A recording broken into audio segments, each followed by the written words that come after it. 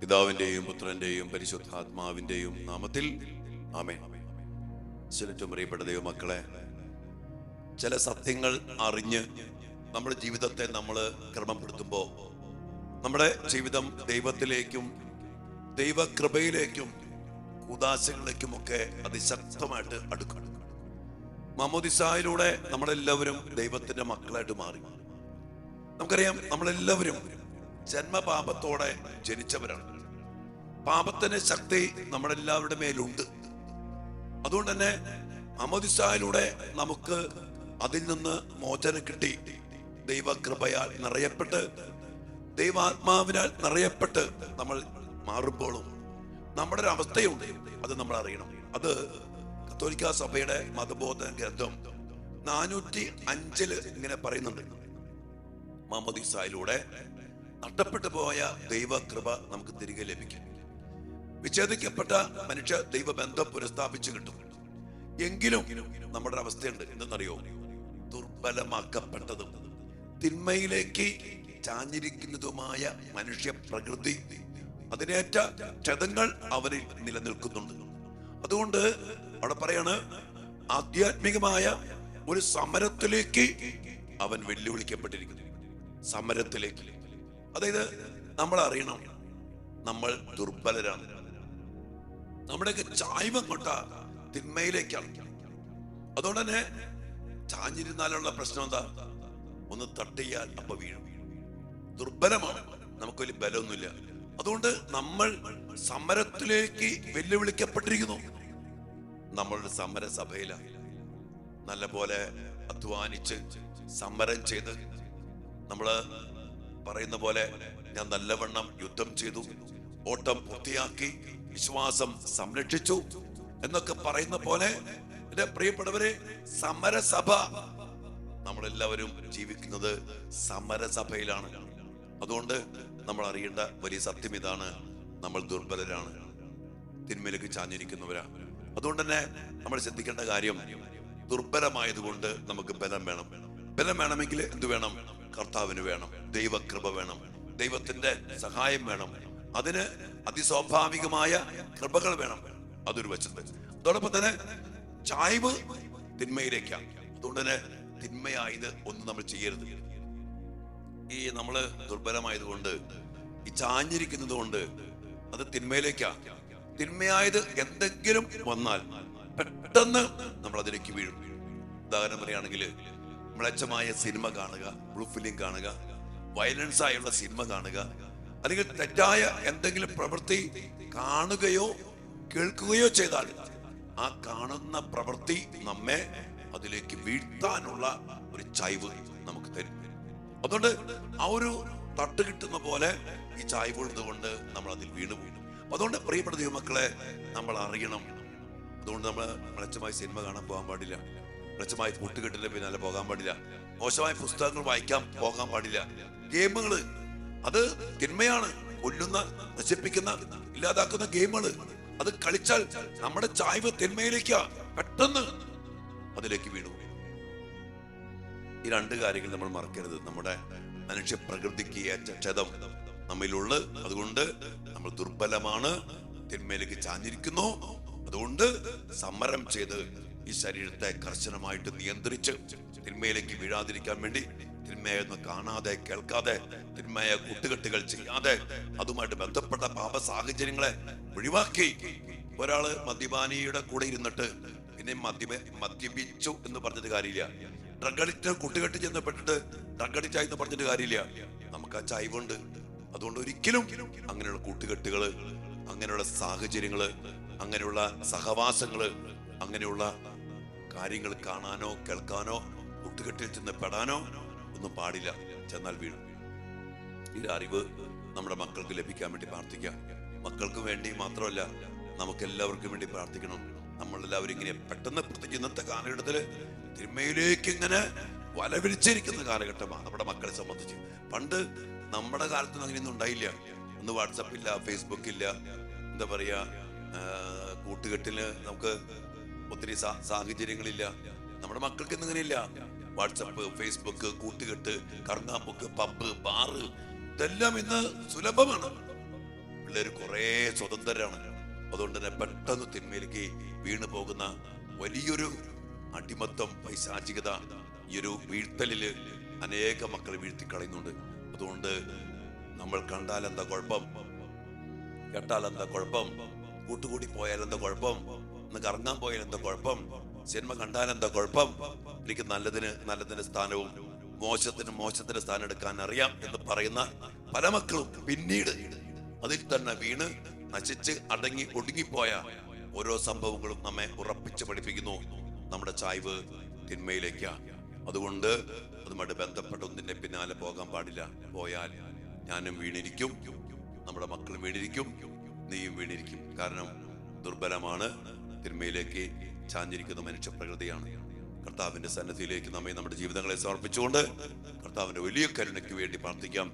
ചാഞ്ഞിരിക്കുന്ന അവസ്ഥയില്, ദുർബലമായ അവസ്ഥയില് കർത്താവിന്റെ കൃപയാൽ നിറഞ്ഞ്, കർത്താവിന്റെ വചനത്തിൽ നിറഞ്ഞു നിന്ന് കർത്താവിന്റെ മക്കൾ എല്ലാ അഭിഷേകത്തോട് ജീവിക്കാനുള്ള കൃപയ്ക്ക് വേണ്ടി പ്രാർത്ഥിക്കാം. നമ്മുടെ മക്കൾക്ക് ഈ ഒരു അറിവ് ലഭിച്ചാൽ നമ്മുടെ മക്കൾ സൂക്ഷിക്കും, ശ്രദ്ധിക്കും, ചെന്നപ്പെടാതിരിക്കാൻ, വീഴാതിരിക്കാൻ. ചാഞ്ഞിരിക്കുന്ന അവസ്ഥയിൽ തട്ടുകിട്ടിയാൽ വീഴും എന്നുള്ള അപകടകരമായ സൂചന ഈ അറിവ് നമ്മുടെ മക്കൾക്ക് നൽകും. ഇത് നമ്മുടെ മക്കളെ ജാഗ്രതയിലേക്കും സൂക്ഷ്മതയിലേക്കും ശ്രദ്ധയിലേക്കും നയിക്കും. കൂട്ടുകെട്ടുകളെ പരിശോധിക്കും, പാപ സാഹചര്യങ്ങളിൽ നിന്ന് ഓടും. കർത്താവ് പറഞ്ഞ ഓടിക്കൊള്ളാനാ പറഞ്ഞേ, പല സ്ഥലത്ത് ഓടാൻ പറഞ്ഞിട്ടുണ്ട്. ഓടും, കാരണം അറിയാം ഞാൻ അവിടെ നിന്നാൽ വീണു പോകും. യുവസഹജമായ മോഹങ്ങളിൽ നിന്ന് ഓടിക്കോ, വിഗ്രഹാരാധനയിൽ നിന്ന് ഓടിക്കോ, പലതിൽ ഓടണം, അവിടെ നിൽക്കാൻ പാടില്ല. ഈശോ അനുഗ്രഹിക്കട്ടെ. നമുക്ക് അതിനു വേണ്ടി പ്രാർത്ഥിക്കാം മക്കളെ.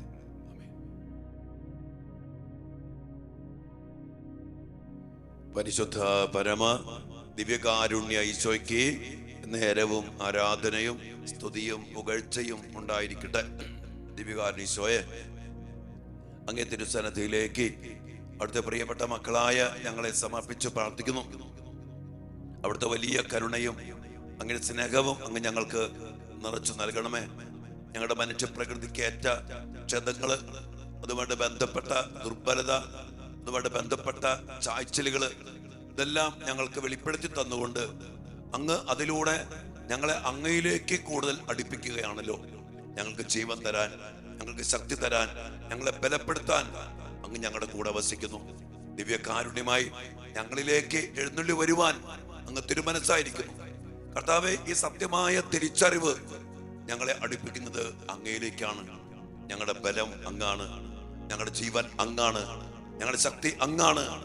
ഞങ്ങൾ വീഴാതിരിക്കാൻ അങ്ങ് ഞങ്ങളെ കാത്തു പരിപാലിക്കും. അങ്ങ് പറഞ്ഞില്ലേ, ഞാൻ നിങ്ങളുടെ കൂടെയുണ്ട്, ഞാൻ നിങ്ങളെ കൈവിടില്ല, എന്നെ കൂടാതെ നിങ്ങൾക്കൊന്നും ചെയ്യാൻ പറ്റില്ല, ഞാൻ നിങ്ങൾക്ക് വേണ്ടി യുദ്ധം ചെയ്യും. ഈശോയെ, അതിനുവേണ്ടി അങ്ങ് ഞങ്ങളുടെ കൂടെ വസിക്കുമ്പോ ഞങ്ങളുടെ ദുർബലത മനസ്സിലാക്കി ഞങ്ങളുടെ തിന്മയിലേക്കുള്ള ചായ്വ് തിരിച്ചറിഞ്ഞ് അങ്ങയിലേക്ക് എടുക്കുവാൻ, അങ്ങയോട് ചേർന്ന് ജീവിക്കുവാൻ ഞങ്ങൾക്കിടയാകട്ടെ. കർത്താവ്, ഞങ്ങളുടെ മക്കൾക്ക് വേണ്ടി ഞങ്ങൾ ഒരുമിച്ച് കരം വിരിച്ച് പ്രാർത്ഥിക്കുന്നു. ഈ വലിയ തിരിച്ചറിവ് ഞങ്ങളുടെ മക്കൾക്ക് നൽകണമേ.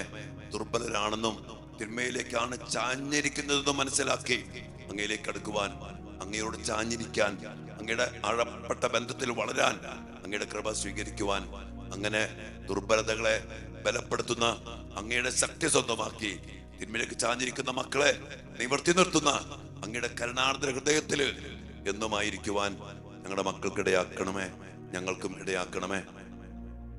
ഈശോയെ, ഒത്തിരി വീണുപോയ മക്കളുണ്ട്. ഈ ദുർബലതയില്, ഈ ചാഞ്ഞിരിക്കുന്ന അവസ്ഥയിൽപ്പെട്ട് അതിൽപ്പെട്ട് വീണ് കിടക്കുന്ന ഒത്തിരിയേറെ മക്കള്. ഈശോയെ, എല്ലാ മക്കളെയും തിരുസ്ഥാനത്തിലേക്ക് ഞങ്ങൾ സമർപ്പിക്കുന്നു. ഞങ്ങളുടെ മക്കളെ അവിടെ നിന്ന് അനുഗ്രഹിക്കണമേ. വീണുപോയ അവസ്ഥയിൽ നിന്ന് ഞങ്ങളുടെ മക്കളെ ബലപ്പെടുത്തണമേ. കർത്താവ്, ഞങ്ങളുടെ മക്കളോട് കരുണയായിരിക്കണമേ. ചില തെറ്റായ സ്നേഹബന്ധങ്ങള്, ചില ലഹരി അടിമത്തങ്ങള്, ചില ദുശീലങ്ങള്, തർക്കദോഷങ്ങള് ഇതിൽപ്പെട്ടു പോയ ഞങ്ങളുടെ മക്കളെ അങ്ങ് തന്നെ മോചിപ്പിക്കണമേ.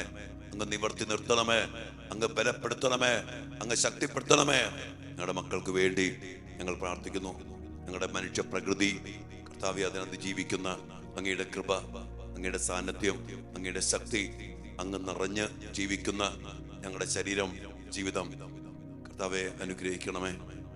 എല്ലാ കൃപകൾക്കും വേണ്ടി പ്രാർത്ഥിച്ചുകൊണ്ട് ദിവ്യാനുസന്നതയിൽ നമ്മുടെ മക്കളെയും നമ്മുടെ ജീവിതങ്ങളെയും സമർപ്പിച്ച് ഈ തിരിച്ചറിവിൽ നിന്ന് കർത്താവിൽ ജീവിക്കാനുള്ള വലിയ കൃപ നമുക്ക് ലഭിക്കാൻ വേണ്ടി പ്രാർത്ഥിച്ചുകൊണ്ട് ആശീർവാദത്തിനായിട്ട് നമുക്ക് പ്രാർത്ഥിക്കാം. മക്കളെ,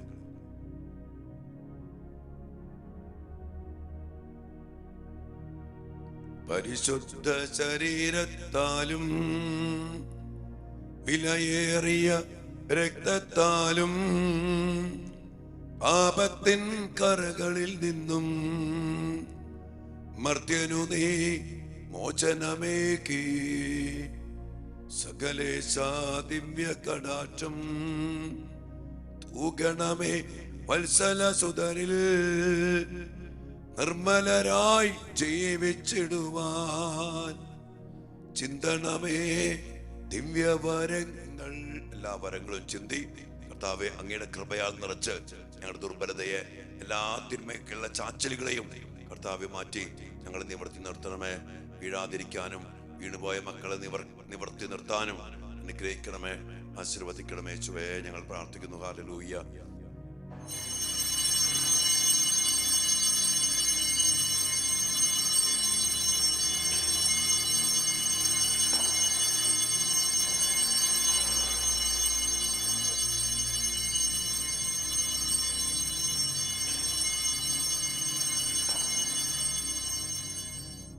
പരിശുദ്ധ പരമ ദിവ്യകാരുണ്യ ഈശോയ്ക്ക് നേരവും ആരാധനയും സ്തുതിയും പുകഴ്ചയും ഉണ്ടായിരിക്കട്ടെ. പ്രിയപ്പെട്ട ദൈവമക്കളെ, നല്ല ധ്യാനം കഴിഞ്ഞുള്ളൂ. അതിൻ്റെ ക്ഷീണവും ശബ്ദമടുപ്പൊക്കെ അതിശക്തമാണ്. ദിവസങ്ങളിൽ ഞങ്ങളുടെ സഭയുടെ ചാപ്റ്റർ നടക്കുകയാണ് തൃശ്ശൂർ ചേറ്റുപുഴ പ്രൊഫഷണൽ ഹൗസിൽ വെച്ച്. ഞങ്ങൾ ശക്തമായിട്ട് പ്രാർത്ഥിക്കണം. അപ്പം നമ്മുടെ കാർമൽ ധ്യാന കേന്ദ്രത്തിൽ വേണ്ടി പ്രാർത്ഥിക്കണം. നമ്മുടെ ധ്യാനം ശക്തമായ അഭിഷേകത്തോടു കൂടി കഴിഞ്ഞു. ഞാൻ പറഞ്ഞ പോലെ ഇത്തവണ ആളുകൾക്ക് തീരെ കുറവായിരുന്നു. അടുത്ത ധ്യാനം 20 മുതൽ 22 വരെയാണ്. മാക്സിമം ആളുകൾ പങ്കെടുക്കും. മക്കളെ, ഈ ശക്തീകരണം, ഈ വിടുതല്, ഈ കാലഘട്ടത്തിന്റെ ഓരോ മേഖലകൾക്ക് മനസ്സിലാക്കി കർത്താവിന്റെ കൃപയും ശക്തിയും നിറച്ചെടുക്കാനുള്ള എല്ലാ ദുരാത്മ ദുർഭൂതങ്ങളെയും ബന്ധിച്ച് ബഹിഷ്കരിച്ചുകൊണ്ട് ഈ ജീവിതം ജീവിക്കാനുള്ള വലിയൊരു അഭിഷേകമാണ് ഈ ധ്യാനത്തിന് വന്ന് പങ്കെടുത്ത മക്കളൊക്കെ വലിയ അനുഭവത്തോടു കൂടി പറയേണ്ടത്. പ്രിയപ്പെട്ട ദൈവമക്കളെ, നിങ്ങൾ എല്ലാവരെയും അടുത്ത ധ്യാനത്തിൽ വെച്ച് ക്ഷണിക്കുകയാണ്. അച്ഛന് വേണ്ടി പ്രാർത്ഥിക്കുക. നല്ലൊരു ക്ഷീണത്തിലാണ് ഇപ്പോൾ ആയിരിക്കുന്നത്. ദൈവം നമ്മളെ അനുഗ്രഹിക്കട്ടെ. അച്ഛന് വേണ്ടി, ധ്യാന കേന്ദ്രത്തിന് വേണ്ടി, ശുശ്രൂഷകർക്ക് വേണ്ടി, ധ്യാനത്തിൽ പങ്കെടുത്ത മക്കൾക്ക് വേണ്ടി ഈ കൃപയിൽ നിൽക്കാനും വീഴാതെ ഈ ചായ്വൊക്കെ അതിജീവിച്ച് പോകാനുള്ള കൃപ നമുക്ക് എല്ലാവർക്കും ലഭിക്കട്ടെ. നമുക്ക് പ്രാർത്ഥിക്കാം. ഈശോ അനുഗ്രഹിക്കട്ടെ. ദിവ്യകാരുണ്യ ഈശോയെ, ഞങ്ങളെയും ഞങ്ങളുടെ മക്കളെയും ഞങ്ങളുടെ കുടുംബങ്ങളെയും അനുഗ്രഹിക്കണമേ. ആമേൻ.